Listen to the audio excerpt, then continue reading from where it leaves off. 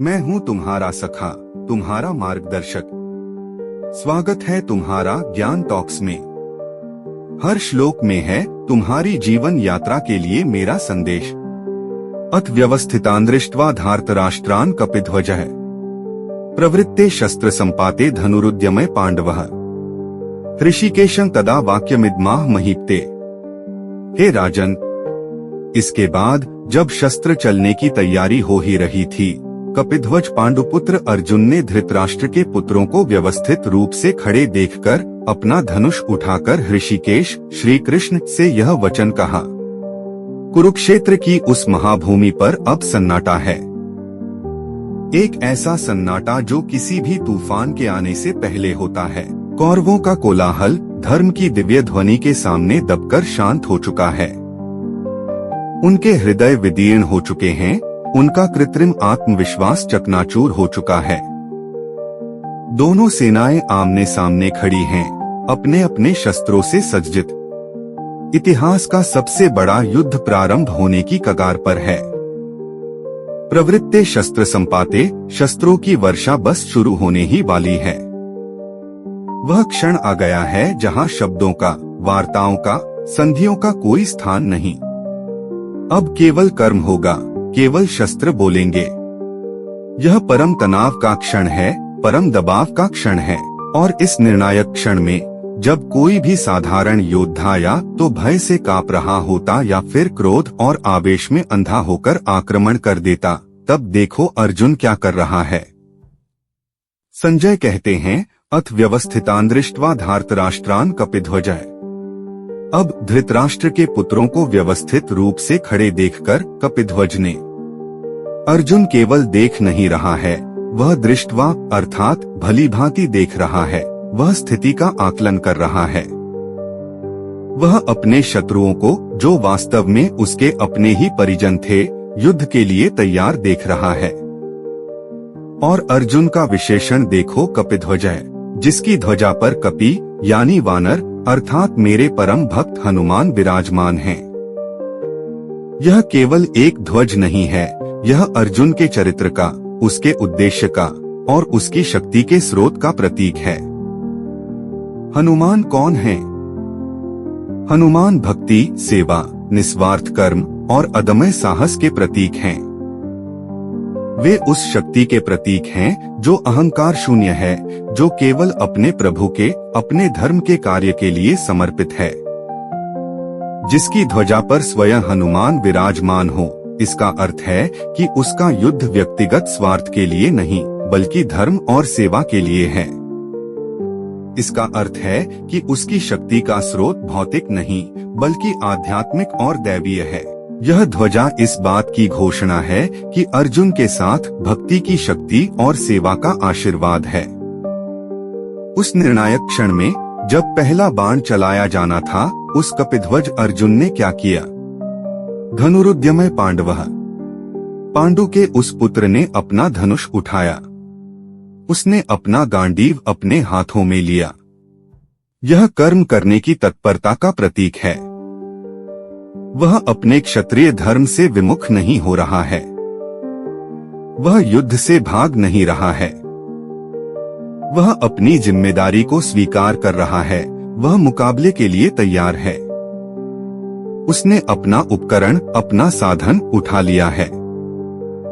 लेकिन और यही इस श्लोक का सबसे महत्वपूर्ण रहस्य है, धनुष उठाने के तुरंत बाद उसने बाण नहीं चलाया। उसने आवेश में आकर आक्रमण नहीं किया। उसने अपने मन के डर या क्रोध को अपने ऊपर हावी नहीं होने दिया। उसने क्या किया? उसने मुझसे बात की। ऋषिकेशं तदा वाक्यमिदमाह।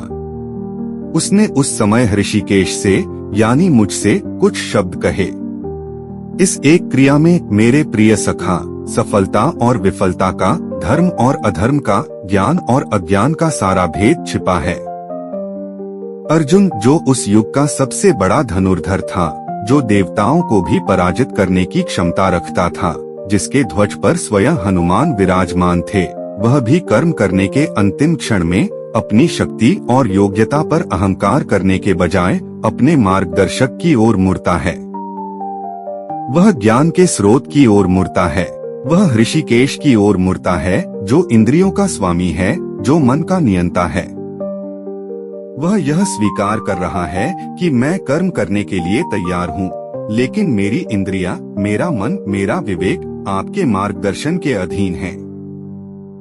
आप मुझे दिशा दें, तब मैं कर्म करूँगा। यह एक सच्चे कर्मयोगी का, एक सच्चे भक्त का और एक बुद्धिमान व्यक्ति का लक्षण है। तैयारी पूरी करो, तत्पर रहो, अपने साधनों को उठाओ, लेकिन अंतिम कर्म करने से ठीक पहले एक क्षण के लिए रुको और अपने भीतर बैठे हुए मार्गदर्शक से, अपनी अंतरात्मा से, अपने परमात्मा से पूछो, क्या यह सही है? क्या यही मार्ग है? यह एक क्षण का ठहराव, यह एक क्षण का आत्मसमर्पण तुम्हारे कर्म को एक साधारण कर्म से उठाकर एक यज्ञ बना देता है। यह तुम्हारे कर्म को अहंकार से मुक्त कर देता है और उसे दिव्यता से जोड़ देता है। अब इस दृश्य को अपने आधुनिक जीवन की जटिलताओं में देखो। तुम भी हर दिन ऐसे मोड़ों पर खड़े होते हो जहां शस्त्र चलने की तैयारी होती है, जहां तुम्हें कोई बड़ा निर्णय लेना होता है, कोई बड़ा कदम उठाना होता है, कोई बड़ी चुनौती स्वीकार करनी होती है। उस क्षण में तुम्हारी प्रतिक्रिया क्या होती है? चलो एक डॉक्टर की कहानी सुनते हैं। डॉ. आरना देश की सबसे बड़ी हृदय रोग विशेषज्ञों में से एक हैं। आज उनके सामने एक बहुत ही जटिल ऑपरेशन है। एक छोटी बच्ची के दिल में एक बहुत ही दुर्लभ और खतरनाक समस्या है। ऑपरेशन अत्यंत जोखिम भरा है। ऑपरेशन थिएटर तैयार है। सारी टीम यानी उनकी सेना व्यवस्थित रूप से खड़ी है। मरीज बेहोश है। अब केवल आरना के एक इशारे की, उसके हाथ में मौजूद स्केलपेल छुरी के पहले स्पर्श की प्रतीक्षा है। यह वही क्षण है, प्रवृत्ते शस्त्र संपाते। डॉक्टर आरना कपिध्वज हैं। उनकी ख्याति केवल उनकी सर्जिकल कुशलता के कारण नहीं है, बल्कि उनकी सेवा भावना और उनकी गहरी नैतिकता के कारण है। वह हर मरीज को केवल एक केस की तरह नहीं, बल्कि एक इंसान की तरह देखती हैं। उनका धर्म है जीवन बचाना और यही उनकी ध्वजा है। उस परम दबाव के क्षण में, जब दुनिया की निगाहें उन पर हैं और एक जीवन उनके हाथों में है, वह क्या करती हैं? धनुरुद्यमय वह अपने हाथ में स्केलपेल उठाती हैं। वह तैयार हैं, उनकी आंखें मॉनिटर पर हैं, उनका पूरा ध्यान केंद्रित है। लेकिन वह तुरंत चीरा नहीं लगाती। वह एक क्षण के लिए रुकती हैं। उनकी आंखें बंद हो जाती हैं। वह एक गहरी सांस लेती हैं। यह उनका मुझसे बात करने का क्षण है। वह अपने ऋषिकेश की ओर मुड़ रही हैं, अपने भीतर बैठी हुई उस गहरी प्रज्ञा की ओर, अपने वर्षों के अनुभव के सार की ओर और उस परम शक्ति की ओर जिसमें वह विश्वास करती हैं।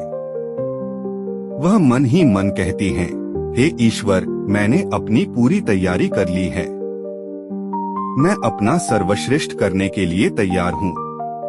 अब आप मेरे हाथों का मार्गदर्शन करें। इस कर्म को सफल बनाएं। यह एक क्षण का ठहराव, यह एक क्षण का समर्पण उनके मन को शांत कर देता है। उनका हाथ स्थिर हो जाता है। उनका आत्मविश्वास अब केवल उनकी अपनी योग्यता का अहंकार नहीं रहता, बल्कि वह एक गहरी श्रद्धा और समर्पण से भर जाता है।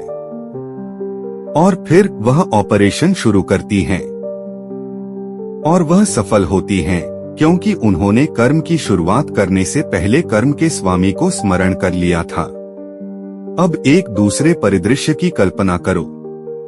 एक युवा और अत्यंत प्रतिभाशाली स्टार्टअप का संस्थापक है रोहन। उसकी कंपनी बहुत तेजी से बढ़ रही है।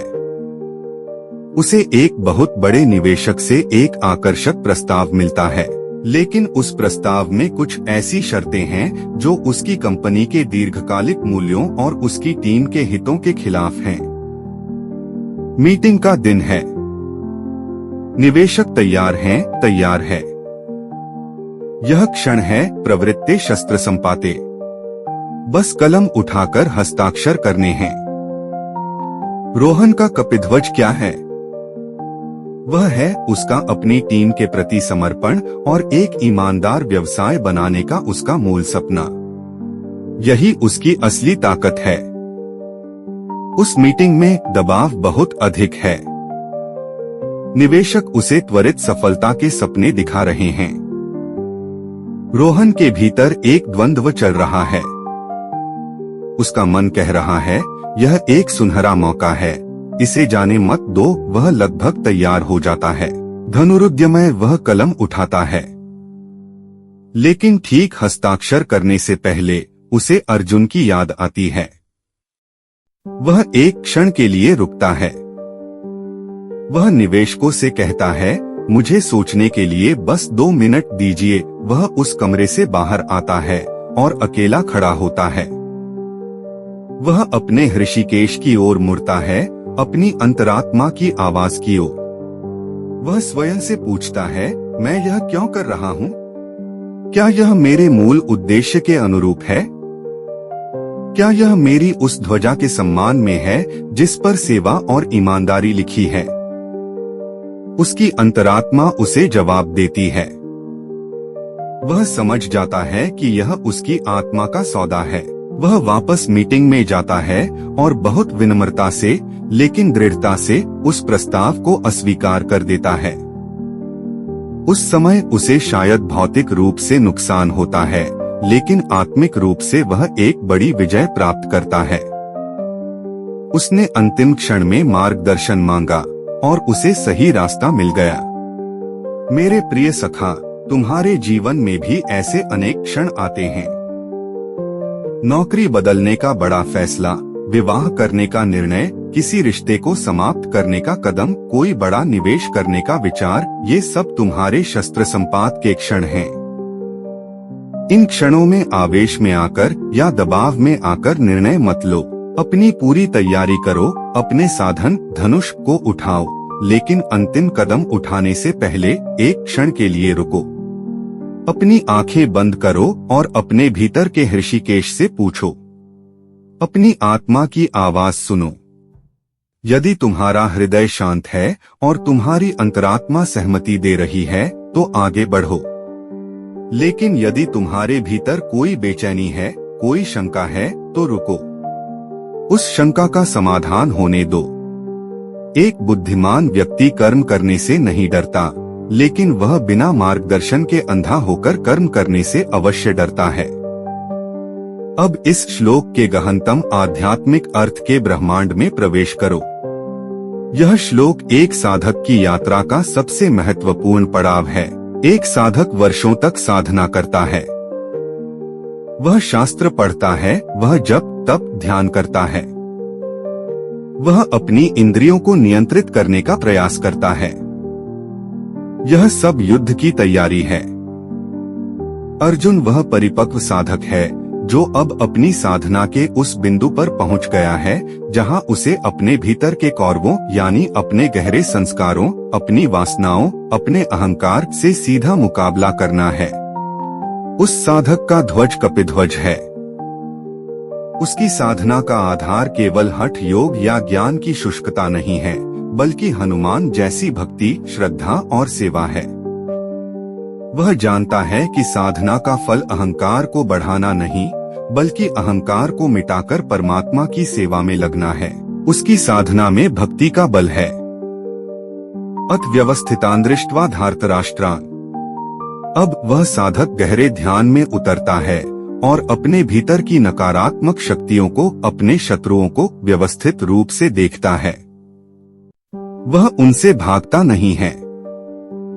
वह साक्षी भाव से देखता है कि क्रोध कहाँ से उठता है, लोभ कैसे काम करता है, अहंकार कैसे अपनी रक्षा करता है। वह अपने भीतर के कुरुक्षेत्र का स्पष्टता से निरीक्षण करता है। प्रवृत्ते शस्त्र संपाते। अब वह क्षण आता है जब उसे इन वृत्तियों पर अंतिम प्रहार करना है। उसे गहरे ध्यान में उतरकर समाधि की ओर बढ़ना है, जहां इन वृत्तियों का अस्तित्व मिट जाता है।